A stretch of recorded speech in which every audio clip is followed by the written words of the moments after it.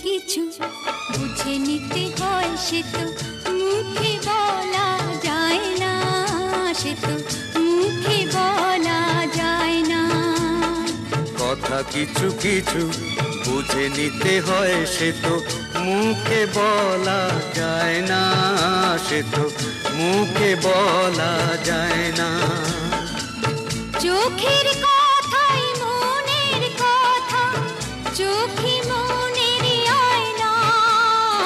কথা কিছু কিছু বুঝে নিতে হয়, সে তো মুখে বলা যায় না, সে তো মুখে বলা যায় না।